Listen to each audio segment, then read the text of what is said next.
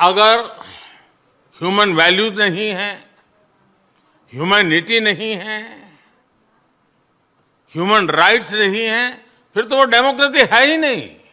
और इसलिए जब आप डेमोक्रेसी कहते हैं, जब डेमोक्रेसी को स्वीकार करते हैं और जब हम डेमोक्रेसी को लेकर के जीते हैं, तब डिस्क्रिमिनेशन का कोई सवाल ही नहीं उठता है। और इसलिए भारत सबका साथ, सबका विकास, सबका विश्वास, सबका प्रयास, उन मूलभूत सिद्धांतों को लेकर के, और इसलिए हम चलते हैं।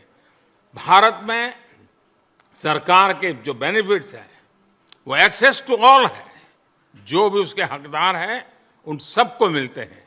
इसलिए भारत के लोकतांत्रिक मूल्यों में कोई भेदभाव नहीं है, न धर्म के आधार पर, न जाति के आधार पर, न उम्र के आधार पर, न भूभाग के आधार पर। देश के प्रधानमंत्री अमेरिका में कहते हैं कि डिस्क्रिमिनेशन नहीं होता है, तो फिर मणिपुर में 300 चर्चेस को जला दिया गया।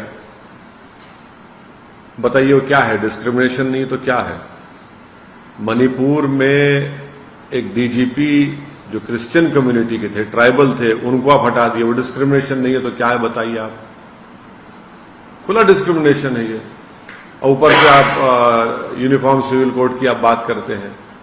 नहीं इसलिए कि वो जब इंडिया को आए थे तो प्रधानमंत्री ने उनका वेलकम किया था ना। प्रधानमंत्री ने वो मशहूर सूट पहनकर उनको अपने हाथों से चाय पिलाई।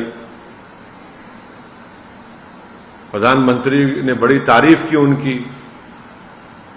कई हमने जॉइंट स्टेटमेंट या एग्रीमेंट्स हमने साइन किए। अब जब एक यूएस का एक्स प्रेसिडेंट भारत के ताल्लुक से ये कह रहा है, तो फिर उस पर तो सरकार को सोचना चाहिए। और फिर प्रधानमंत्री जब डिस्क्रिमिनेशन नहीं होता की बात कर रहे हैं, फिर मणिपुर में क्या हो रहा है? 300 चर्चेस को जला दिया गया। जो ट्राइबल लोग क्रिश्चियन कम्युनिटी के हैं वो कम से कम 25-30 हजार डिस्प्लेस हो चुके हैं। अभी तक मणिपुर जल रहा है। अब तो राइट नाउ, ये तो हम अब की बात कर रहे हैं आपको मणिपुर की, तो वो डिस्क्रिमिनेशन की बेहतरीन मिसाल है मणिपुर। मणिपुर में इस सरकार ने उसको उसके हाल पर छोड़ दिया, जलने दिया। आपकी जिम्मेदारी है, सरकार की जिम्मेदारी है, केंद्र सरकार की, मोदी सरकार की जिम्मेदारी थी उसको, उस वायलेंस को रोके, वहां के ट्राइबल लोगों को आश्वासन दे कि भाई ऐसा कुछ नहीं होने वाला है आपसे। वहां पर जो क्रिश्चियन कम्युनिटी को टारगेट किया जा रहा है उसको रोके, जो चर्चेस को जलाया जा रहा है उसको रोके। वहां पर रूल ऑफ लॉ ही नहीं है।